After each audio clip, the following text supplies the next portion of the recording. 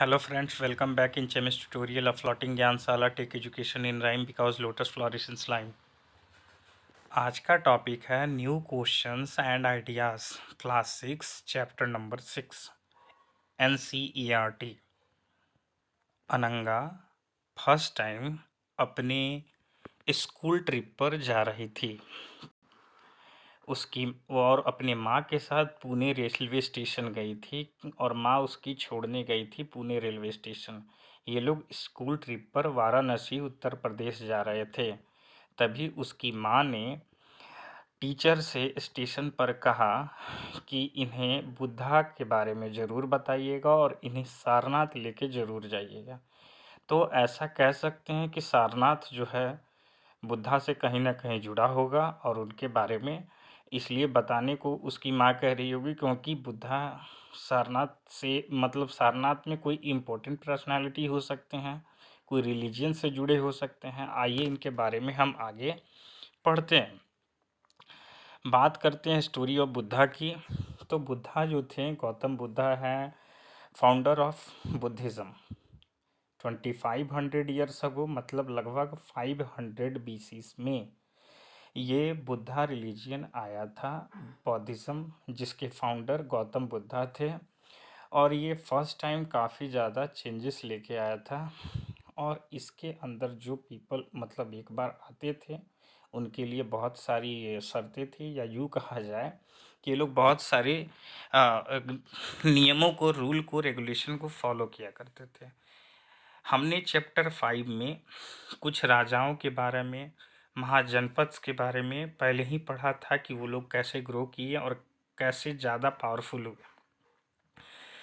नए शहर डेवलप होते थे, लाइफ धीरे धीरे बदल रहा था, गांव की भी हालत धीरे धीरे सुधर रही थी।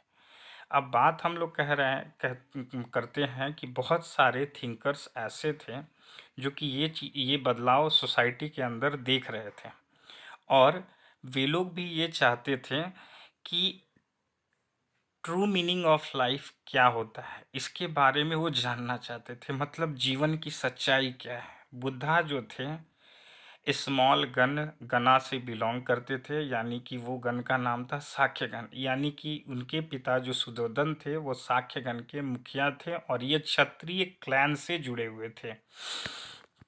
जब वो बड़े हुए और तो कहने का मतलब है कि उन्हें काफ़ी ज़्यादा कंफर्ट था घर के अंदर, मतलब कि दुख उनके यहाँ छूती भी नहीं थी, मतलब उनके यहाँ दुख का कोई नामो निशान भी नहीं था। उनके पिता ने उन्हें इस तरीके से इनके बचपन की कहानी में ऐसा कहा जाता है कि ये जो थे, इन पुरोहितों ने इनके बारे में पहले ही ये बात का अनुमान लगा दिया था कि या तो ये बहुत बड़ा चक्रवर्ती बनेगा या फिर ये बहुत बड़ा साधु या सन्यासी बन जाएगा।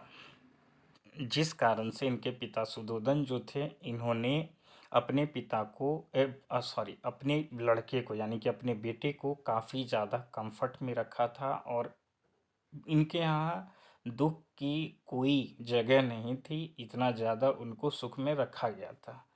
लेकिन एक बार जब वह घर से बाहर निकले अपने सारथी के साथ, तो उन्होंने पाया कि उनके राज्य में बहुत सारी परेशानियां थी। जैसे उन्होंने देखा कि बहुत सारे लोग दुखी हैं, दुख का कारण क्या है, लोग दुखी क्यों रहते हैं, आखिर उनकी इच्छाएं क्या होती हैं, सच्चाई क्या है। ऐसे सवाल अब उनके मन में उठने लगे।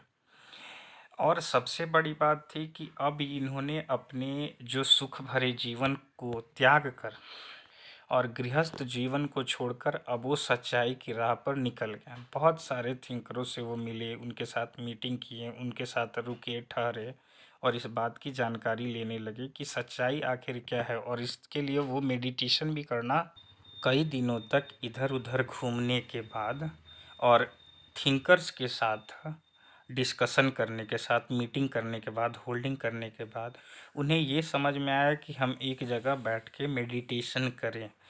तो उन्होंने बोध गया का स्थान चुना और वो बोध गया में पीपल पेड़ के नीचे बैठकर मेडिटेशन करने लगे। और जो कि ये पीपल ट्री बोध गया बिहार में है। और अभी तो ये ओरिजिनल पेड़ नहीं रहा, कट चुका है। और कहा जाता है ऐसा कि ये 5th जनरेशन का पेड़ वहाँ पर अभी मौजूद है।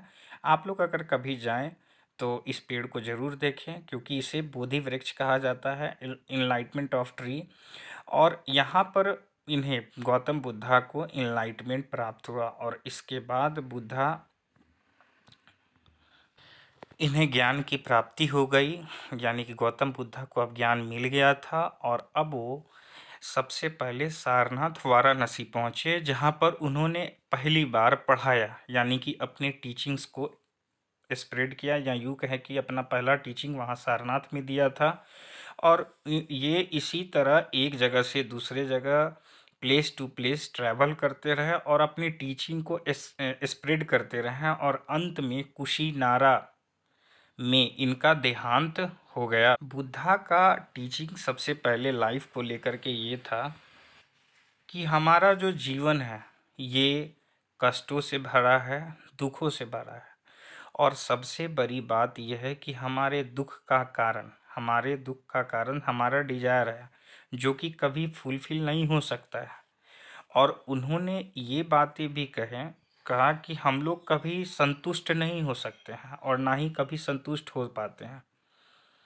इसीलिए उन्होंने ये बातें कही कि जिस दिन हम खुद को अपने मतलब डिजायर को लिमिटेड कर ले, यानी कि अपने थिंकिंग को, अपनी सोच को या अपनी इच्छाओं संतुलित या सीमित कर ले, तो हम जो है सबसे बड़ी बात कि हम लोग मोक्ष को पा सकते हैं। ऐसा उन्होंने ये टीचिंग्स दिया। और उन्होंने सबसे बड़ी बात ये कही कि आज जो मॉडर्नाइजेशन है या मॉडर्न थिंकिंग है, उसके बिहाफ में उन्होंने यही टीचिंग दी कि हमें जितना हो सके अपने डिजायर को कम करना चाहिए। इन्होंने ये भी पढ़ाया कि रिस्पेक्ट करना चाहिए दूसरों की, और उसके अलावे जानवरों की भी रिस्पेक्ट करनी चाहिए। उन्होंने हमारी स्थिति हमारे दुख या हमारे सुख को, यानी कि जीवन में हम जो भी एक्शन करते हैं, यानी जो कर्म करते हैं, गुड और बैड, उसका अफेक्ट हमारी लाइफ पर पड़ता है। और या फिर हो सकता है कि उसके कारण से हमारे पूरे जीवन में सुख या दुख आते हैं, ऐसा उन्होंने बताया। बुद्धा ने ये भी बताया कि हम जो हैं, अगर सबसे बड़ी बात कि हम अगर एक साधु की तरह सोचना शुरू कर दे, यानी कि साधु क्या करता है, साधु अपने दैनिक दिनचर्या को करता है, या फिर भगवान की पूजा करे या चैंटिंग करे, या फिर अपनी अपनी इच्छाओं को लिमिटेड कर ले और बिल्कुल अपने डिजायर को कम कर ले, तो वो जो है खुश रह सकता है, क्योंकि हमारा डिजायर ही हमारे दुख का कारण है। उन्होंने अपना जो भी टीचिंग्स था उसको स्प्रेड किया एकदम ऑर्डिनरी पीपल के लैंग्वेज में, जिसको प्राकृत लैंग्वेज कहते हैं। और जिस कारण से उनके मैसेज को सभी सुनते थे, और सब ये मैसेज काफ़ी ज़्यादा स्प्रेड होता था। दूसरी बात करें स्तूपा ऑफ सारनाथ की, तो स्तूपा ऑफ सारनाथ जो था, ये बुद्धा का फर्स्ट टीचिंग्स ऑफ मैसेज देता है। और उसकी एक झलक मैं अभी आपको दिखाऊंगा। ये स्तूपा है सारनाथ का, जो बिलोंग करता है बुद्धा रिलीजियन से, जैसा कि आप लोग फिगर में देख सकते हैं। ये वो जगह थी, स्तूपा ऑफ सारनाथ, जहाँ पे इन्होंने अपना पहला सरमन दिया था, अपने पहला टीचिंग को। क्वेश्चन निकल के आता है, what was the language use to compose the Vedas. तो मैं आपको बता दूं कि वेदों को कंपोज करने के लिए ओल्ड संस्कृत लैंग्वेज का इस्तेमाल किया गया था, जो कि आज के लैंग्वेज से काफ़ी ज़्यादा अलग है, यानी कि आज के संस्कृत से काफ़ी ज़्यादा अलग है। इन्होंने इनकरेज किया था लोगों को कि वो अपने थिंकिंग्स को, वो अपने मतलब जो भी ज्ञान था उसको वो बड़ा लॉजिकली दूसरों के सामने रखते थे। और ये मैं आपको एक स्टोरी के माध्यम से समझाऊंगा। ये स्टोरी है किस्सा गौतमी की, और ये स्टोरी काफ़ी ज़्यादा फेमस थी। इस स्टोरी की खास बात यह थी कि एक औरत थी जिसका नाम था किस्सा गौतमी, उसका बेटा मर गया था। तो मरने के बाद वो street to street, door by door अपने बेटे को लेकर के इधर से उधर घूम रही थी और ये चाहती थी कि उसे दोबारा से कोई जिंदा कर दे। तब गौतम बुद्धा ने एकदम विनम्रता पूर्वक उससे कहा, काइंडली कहा कि एक काम करो किसा गौतमी, किसी के घर से मुझे थोड़ा एक मुट्ठी, मतलब कम से कम सरसों ला करके दे दो, मस्टर्ड सीड्स। लेकिन शर्त यही है कि उसके यहाँ आज तक कोई मरा ना हो। अगर ऐसे व्यक्ति के यहाँ से तुम मुझे मस्टर्ड सीड ला करके दे दोगी तो मैं जो है तुम्हारे बेटे को जिंदा कर दूंगा।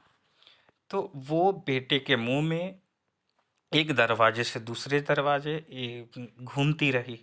लेकिन अंत में क्या हुआ, ये बात वो देखी और वो गौर की कि कहीं किसी के पिता मर गए थे, कभी किसी की माँ मर गई थी, कहीं किसी की बहन मर गई थी, कहीं किसी का भाई मरा था, कहीं किसी का हस्बैंड मरा था, कहीं किसी की बीवी मर गई थी, कहीं किसी का बच्चा या किसी का अंकल, किसी की आंटी, किसी की ग्रैंडफादर, किसी की ग्रैंडमदर हैड डाइड। यानी कि कोई ना कोई मरा था।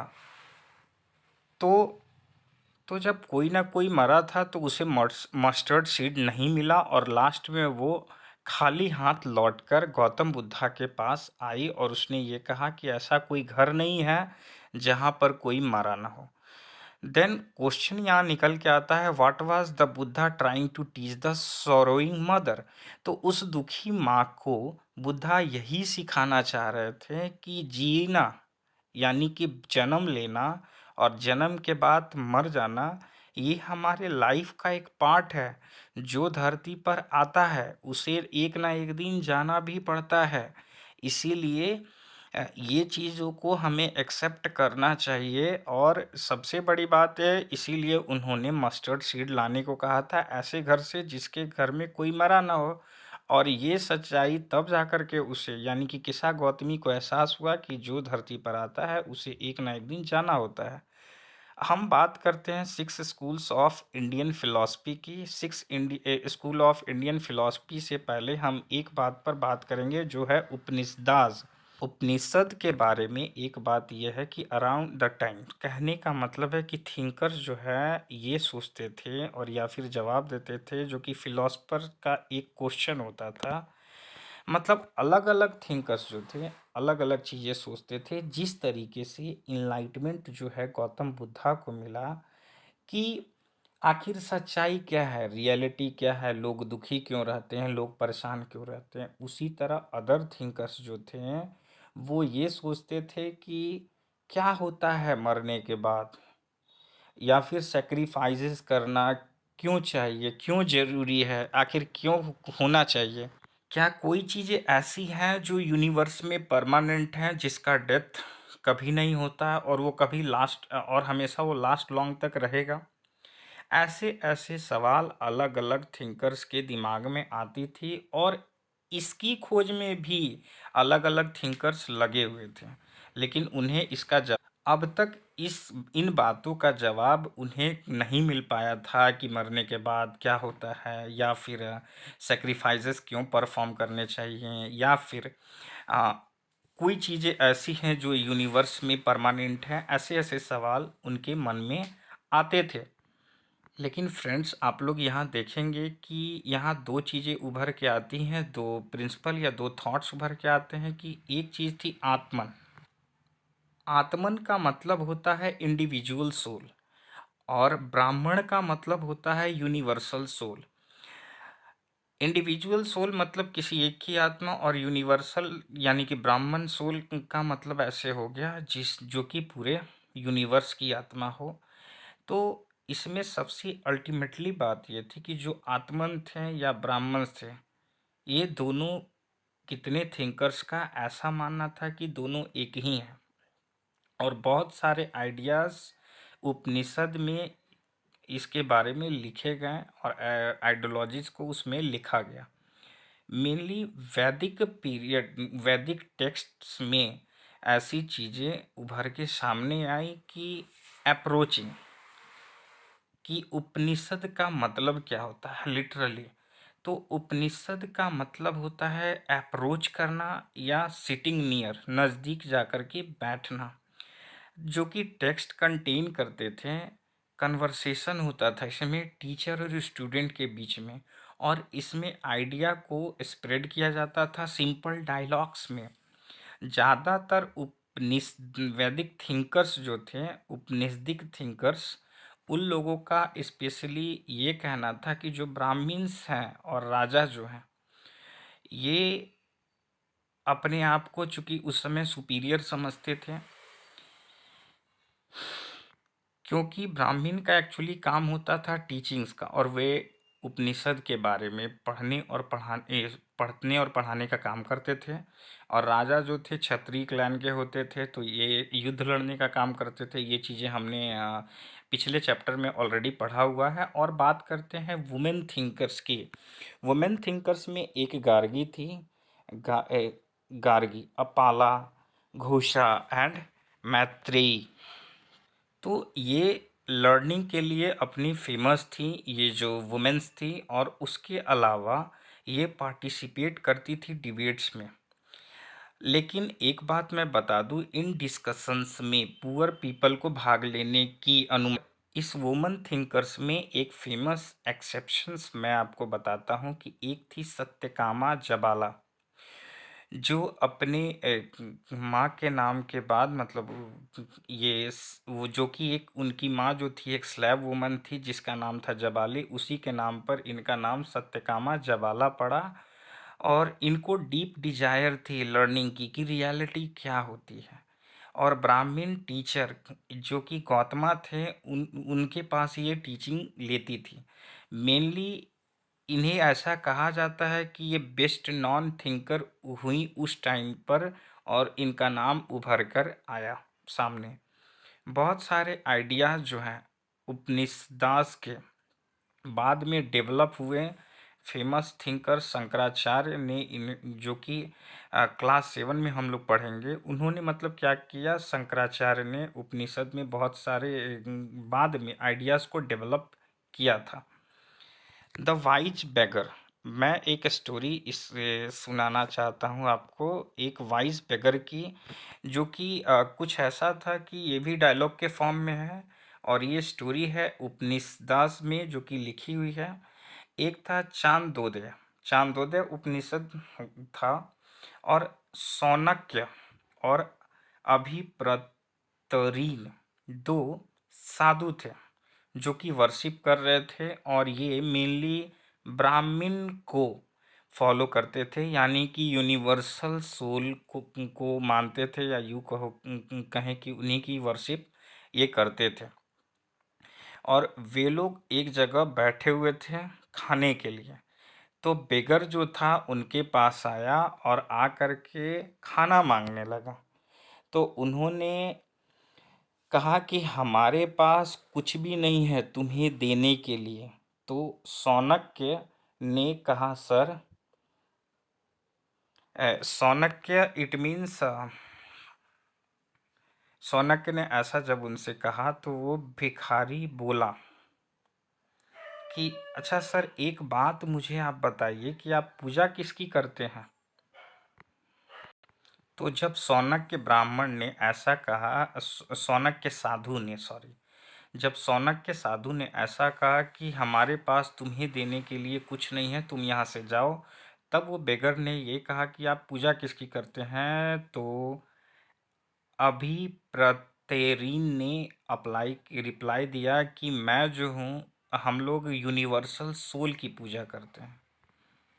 तो उस भिखारी ने कहा कि ठीक है, आप लोग यूनिवर्सल सोल की पूजा करते हैं, और यूनिवर्सल सोल में तो पूरा का पूरा वर्ल्ड आता है। तो साधुओं ने रिप्लाई किया, हाँ हाँ, हम लोग ये बात जानते हैं। तो उस भिखारी ने कहा कि अगर यूनिवर्सल सोल में पूरा दुनिया आता है तो उसी में तो मैं भी हूँ, इस दुनिया से बाहर थोड़ी हूँ, मैं भी तो इसी धरती का यानी कि पूरे वर्ल्ड का पार्ट हूँ। बेगर के ऐसा कहते ही उन्होंने कहा, ओ यंग ब्राह्मण, ये तो सच है। तो साधु ने कहा कि हाँ हाँ, तुम ये बात सही कह रहे हो। और उन्होंने फिर क्या किया, इस बात को बिल्कुल डिनाई नहीं किया कि ये जो भिखारी समझाना चाहता है कि मैं भी इस संसार का ही पार्ट हूँ, ये बात बिल्कुल सत्य थी। तो उन साधुओं ने फिर उस भिखारी को खाना दिया।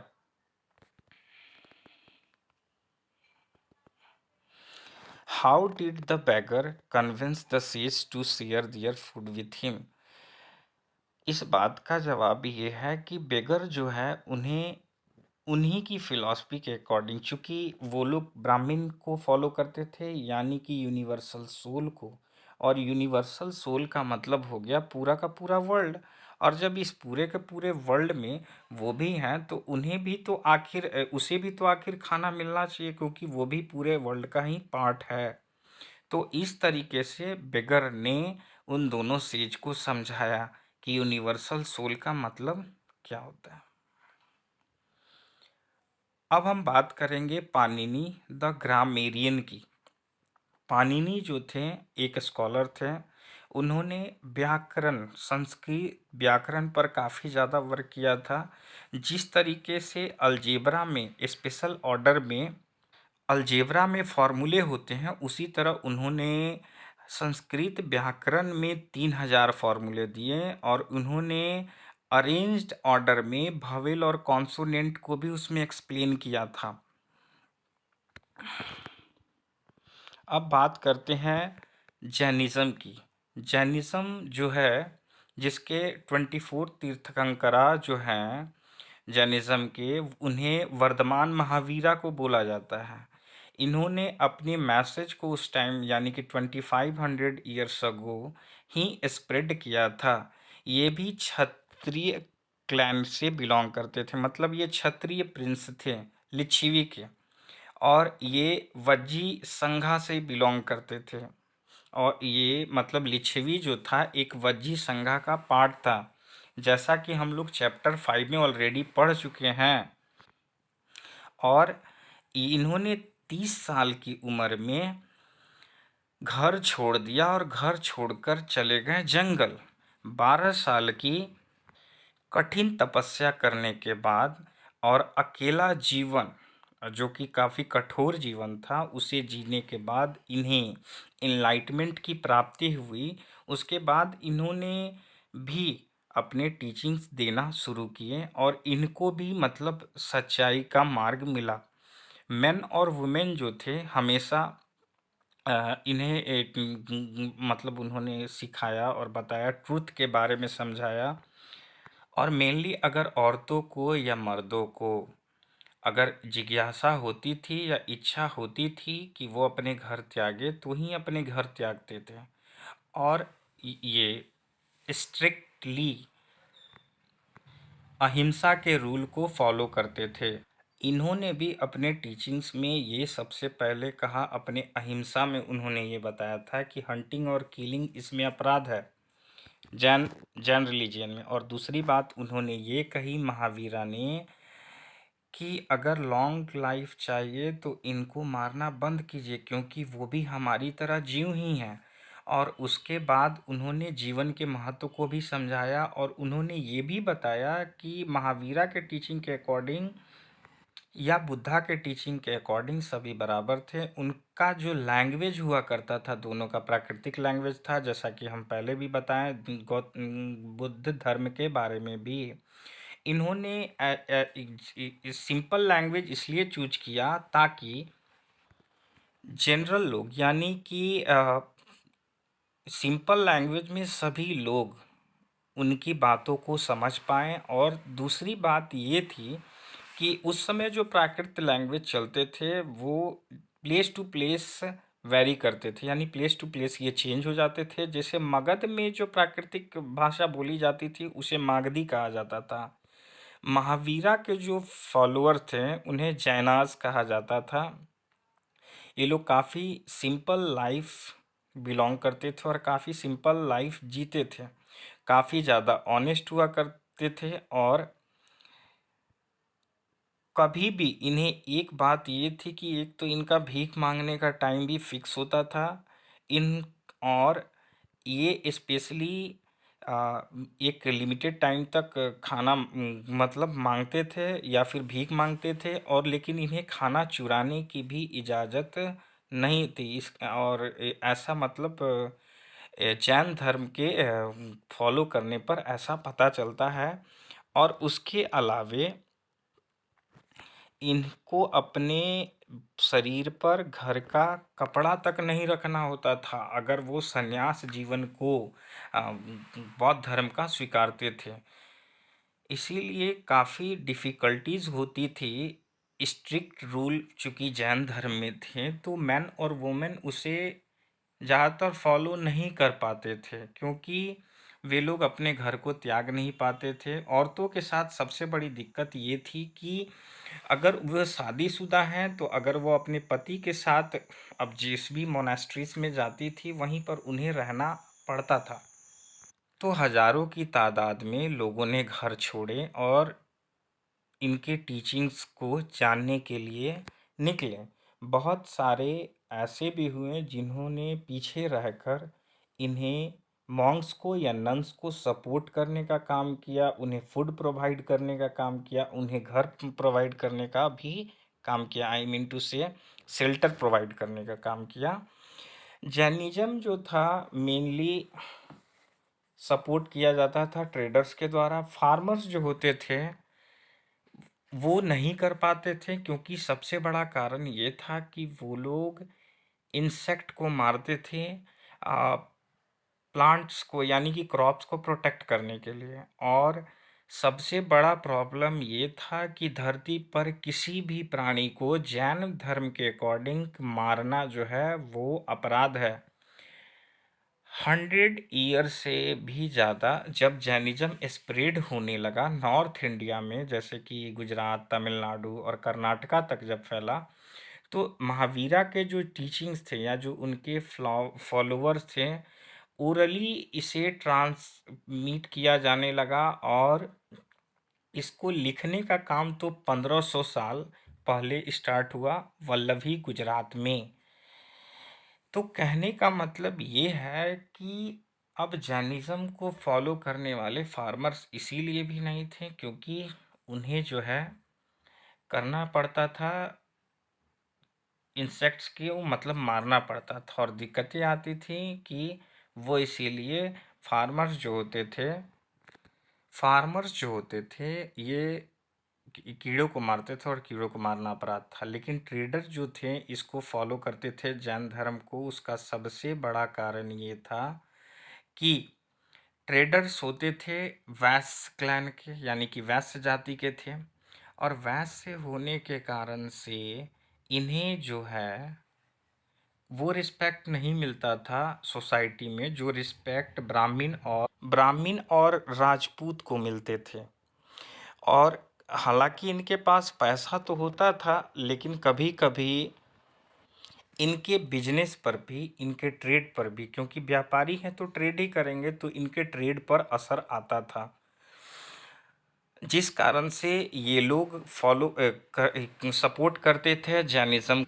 जैन और एक बात की सिमिलैरिटी तो देखने को मिलती है कि इसमें आत्मा को मतलब आत्मा को सत्य माना गया था, और आइडियल वर्शिप नहीं होती थी मेनली, मतलब ये भगवान की पूजा पर विश्वास नहीं करते थे। और सबसे खास बात मैं अगर बता दूं कि बौद्ध धर्म जो थी जैन धर्म से ज़्यादा स्प्रेड हुई, उसका सबसे बड़ा कारण था बौद्ध धर्म में नियम जो थे उतने ज़्यादा सख्त नहीं थे जितने सख्त जैन धर्म में थे।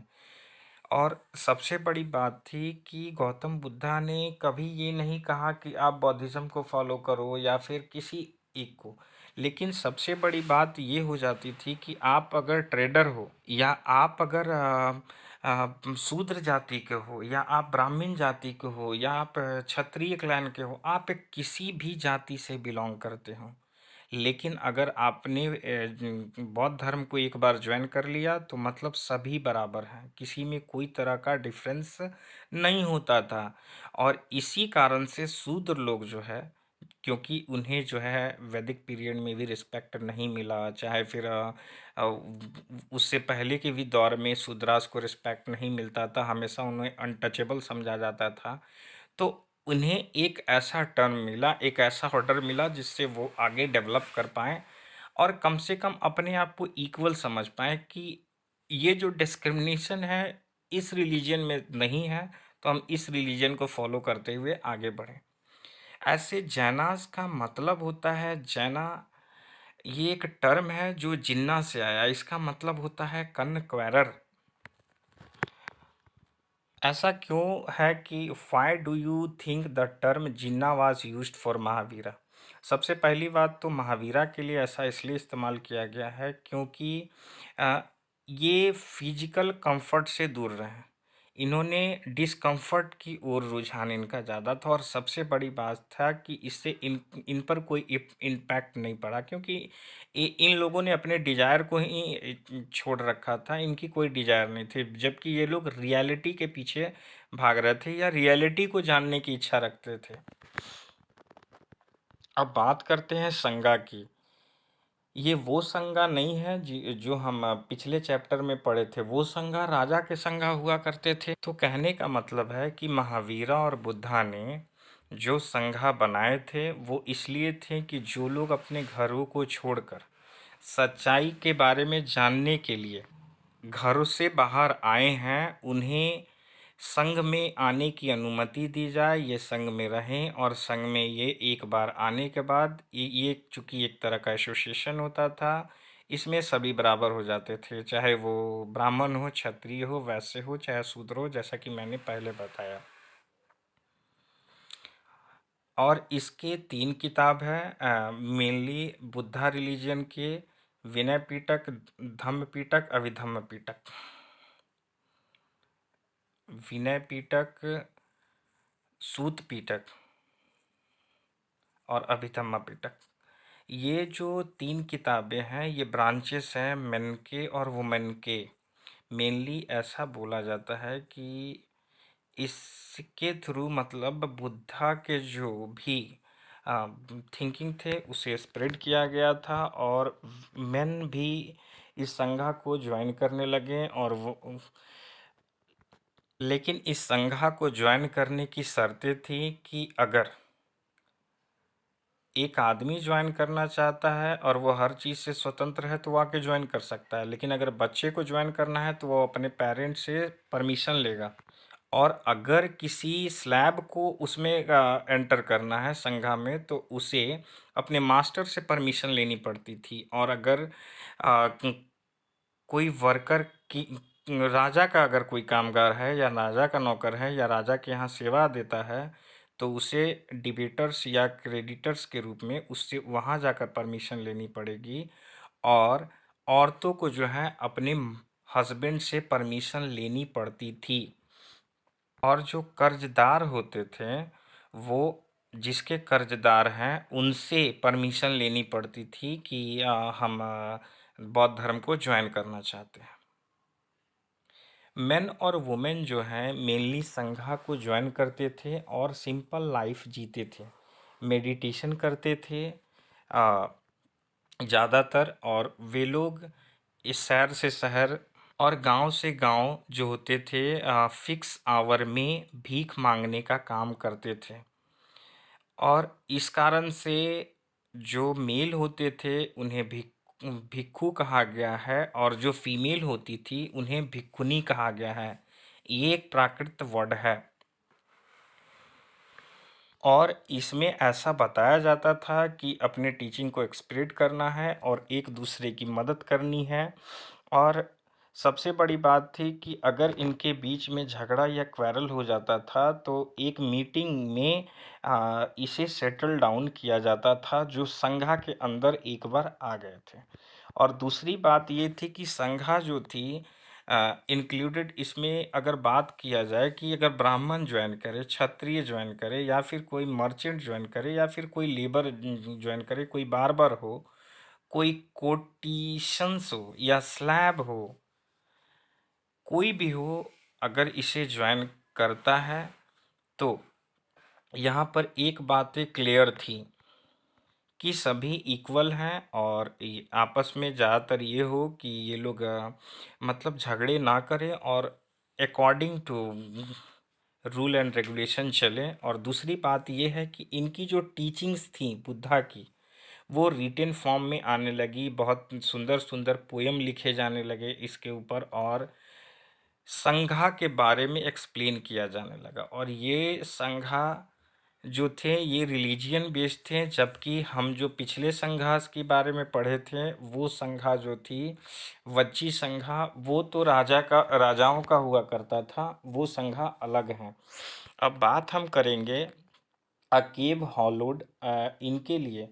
कार्ले का कैब जो कि महाराष्ट्र में है, भिक्षु और भिक्षुनियों के रहने के लिए, मेडिटेशन करने के लिए और आवास के लिए काफ़ी ज़्यादा महत्वपूर्ण होता था, इसीलिए ये केव बनाए जाते थे।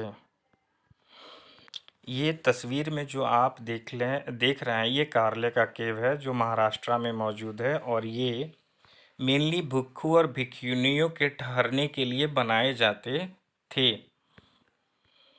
तो चूंकि अब बात ये थी कि विहारास की ज़रूरत क्यों पड़ने लगी, तो जो बुद्धिस्ट मॉन्क्स होते थे या उन्हें अ, अपने टीचिंग को स्प्रेड करने के लिए प्लेस टू प्लेस जाना पड़ता था। लेकिन दिक्कतें तब आती थी जब रेनी सीजन आता था, तो एक जगह से दूसरी जगह ट्रैवल करना बड़ा मुश्किल हो जाता था। और चूंकि रेनी सीजन होती थी तो बीमारी होने के भी खतरे का डर रहता था, जिस कारण से अब इन्हें एक जगह रुकने की ज़रूरत पड़ती थी, जिस कारण से इनके सपोर्टर्स जो होते थे इनके लिए टेम्परोरी बिल्डिंग बनवाते थे या शेल्टर बना करके देते थे, या फिर गार्डन में ठहरने की व्यवस्था करते थे, या फिर नेचुरल केव्स में मतलब नेचुरल केव को यानी कि तोड़ के या फिर रहने के लिए कमरे बना करके शेल्टर की व्यवस्था की जाती थी। तो समय बीतता गया और इनके बहुत सारे सपोर्टर्स बनते गए। अब बात ये थे कि भिक्षु और भिक्षुनियों के लिए समस्या ये थी कि अब इन्हें परमानेंट शेल्टर की ज़रूरत थी, तो मोनेस्ट्रीज बनाए जाने लगे जिसे हम बिहाराज कहते हैं। और ये बिहारा इसलिए बनाए जाते थे जो भी बुद्धिस्ट मॉन्क हो वो यहाँ आके ठहरें, मेडिटेट करें और टीचिंग्स को स्प्रेड करें। तो अर्लीस्ट बिहाराज जो होते थे वो लकड़ी के बने होते थे या ईंटों के बने होते थे या हिल्स में डग करके शेल्टर बनाए जाते थे, जो स्पेशली वेस्टर्न इंडिया में फेमस था। बात करते हैं कि बुद्धिस्ट टेक्स्ट क्या कहते थे, तो इनका कहना था जैसे नदियों का पानी समुंदर में जाने के बाद अपने अस्तित्व को खो देता है, उसी तरह वर्णास और रैंक जो होते हैं ये भूल जाने होंगे। और अगर आप बुद्धा ज्वाइन करते हैं या बुद्धा रिलीजियन को ज्वाइन करते हैं तो मॉन्क्स जो होंगे बिल्कुल इक्वल हो जाएंगे यहाँ पर। तो अब बात करते हैं, चूँकि भिक्षु और भिक्षुनियों के लिए ये जो मोनेस्ट्रीज बनवाए जा रहे थे ये कभी किसी अमीर मर्चेंट के द्वारा दान किए जाते थे, या फिर कोई लैंड ओनर होता था वो भूमि दान कर देता था, या राजा भी, जैसे अब क्लोथ हो गया, फूड हो गया, मेडिसिन हो गया, लोग जो थे जा कर के वहाँ दान करते थे और इसके बदले में भिक्षु और भिक्षुनी जो होते थे उन्हें टीचिंग्स देते थे बुद्धा रिलीजियन के। और वो पूरी सेंचुरी तक ऐसा, मतलब काफ़ी सेंचुरी तक ऐसा चलता रहा और बुद्धिज़्म एक जगह से दूसरी जगह, एक कॉन्टिनेंट से एक सब कॉन्टिनेंट से दूसरे सब कॉन्टिनेंट तक फैलता रहा। अब हम बात करते हैं न्यू फॉर्म ऑफ बुद्धिज़्म की। तो कहा जाने लगा कि जो महायाना बुद्धिज़्म से बिलोंग करते थे ये डिस्टिंक्ट फीचर्स के थे। कहने का मतलब है ये लोग स्कल्पचर और पीपल ट्री को इनलाइटमेंट का साधन समझते थे। ये लोगों ने क्या किया, बुद्धा के स्टैचू बनाना शुरू किए और बुद्धा के स्टैचूज़ को ही पूजा जाना शुरू किया गया। और सबसे पहले ये मथुरा में बनाया गया था और फिर तक्षशिला में। और इसमें दूसरी बात आती है बोधिसत्व की। तो बौद्धिज्म में क्या बदलाव किए गए हैं कि अगर कोई पर्सन जो है इनलाइटमेंट को अटेंड करता है, तो इनलाइटमेंट अटेंड करने के बाद उसे जो है आइसोलेशन में रहना पड़ेगा, मेडिटेशन करना पड़ेगा, शांति में, मतलब एक जगह शांति से बैठकर। और वो काम तो मोनेस्ट्रीज में ही हो सकता था। और इन्हें बुद्धा के टीचिंग को एक जगह से दूसरी जगह स्प्रेड करना पड़ेगा, और बौद्धिस्ट की वर्शिप करनी पड़ेगी। और उसके पॉपुलैरिटी को बढ़ाने के लिए सेंट्रल एशिया, चाइना, बाद में कोरिया, जापान तक इस रिलीजियन को फैलाया गया। अब हम बात करते हैं स्टेजेस ऑफ लाइफ, यानी कि आश्रमास की। आश्रम चार तरह के थे: ब्रह्मचर्य, गृहस्थ, वनप्रस्थान, और एक था सामन्यसा। और ये जो चार आश्रमास थे, इन्हें 25-25 साल पर बांटा हुआ था।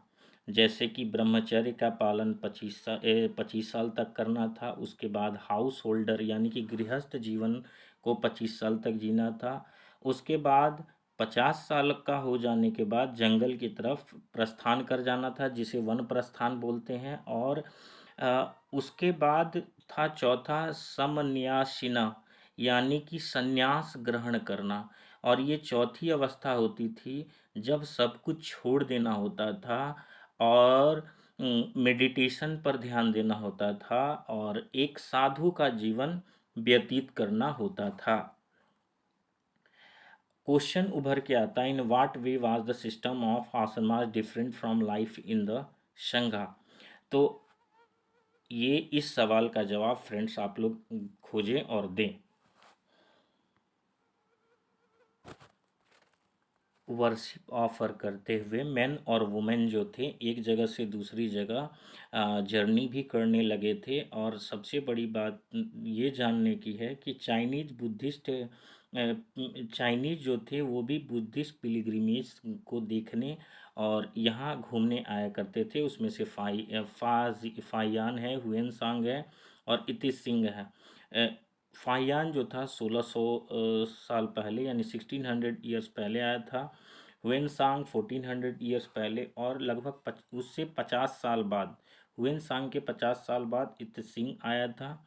ये फेमस मोनेस्ट्रीज में आकर के रुके, ठहरे, उसके एसोसिएशन को देखा, समझा और इसके बारे में अपने किताबों में लिखा। इनके पिलग्रिमेज के अपने जर्नी को एक किताब के रूप में संजोया। और यहाँ से भी बहुत सारी किताबें जो बुद्धिस्ट रिलीजन से जुड़ी थी उनको एक जगह से दूसरी जगह मतलब ले गए। बात करते हैं नालंदा की, a unique centre of learning. Hiuen Tsang जो था यहाँ इस पिलग्रिम में, यानी कि नालंदा जो थी काफ़ी ज़्यादा फेमस मोनेस्ट्री थी उस पीरियड की। उस समय यहाँ टीचिंग के लिए यानी स्टडी के लिए, सॉरी, हुएनसांग पढ़ने के लिए आया था और उसने इसमें पढ़ाई भी की थी। और यहाँ के टीचर काफ़ी ज़्यादा हाईएस्ट एबिलिटी के थे और काफ़ी ज़्यादा टैलेंटेड हुआ करते थे। और ये सिंसरली बुद्धा के टीचिंग्स को फॉलो करते थे और टीच भी करते थे। और यहाँ ऐसे रूल और रेगुलेशन थे जो कि टीचर के द्वारा लगाए गए थे और सभी को मानने पड़ते थे। यहाँ पे डिस्कशन होता था, डिबेट होता था प्रतिदिन। और सबसे बड़ी बात थी कि यहाँ बूढ़े और जवान म्यूचुअली एक दूसरे की मदद किया करते थे। और ये अदर सिटीज़ से काफ़ी ज़्यादा डिफरेंट था। यहाँ पे सभी आते थे, अपने डाउट्स को क्लियर करते थे, टीचिंग लेते थे। और गेट कीपर्स मेनली एंट्रेंस पर हुआ करते थे और डिफ़िकल्ट क्वेश्चन पूछते थे। और अगर उनके क्वेश्चन का जवाब मिलता था तभी उन्हें गेट के अंदर एंटर करने की इजाज़त होती थी, अन्यथा उन्हें गेट के अंदर एंटर करने नहीं दिया जाता था। लगभग 7 से 8 क्वेश्चन उनसे पूछे जाते थे। सॉरी, लगभग 7 और 8 में से कहा जाए कि अगर 10 लोग हैं और 10 लोगों में 7 और 8 जो होते थे, कम से कम उनके सवाल के जवाब मतलब नहीं दे पाते थे। और क्योंकि वो उस योग्य नहीं होते थे, तो ऐसा यूनिक क्वेश्चन ये लोग पूछा करते थे। अब सवाल ये है फ्रेंड्स आपके लिए कि list the reasons why Hiuen Tsang wanted to study in Nalanda. List कीजिए उन रीजंस को कि आखिर ह्वेनसांग नालंदा में ही क्यों पढ़ना चाहता था। ओके फ्रेंड्स, आज के लिए इतना ही। अगले वीडियो में फिर मुलाकात होगी। Okay, thank you.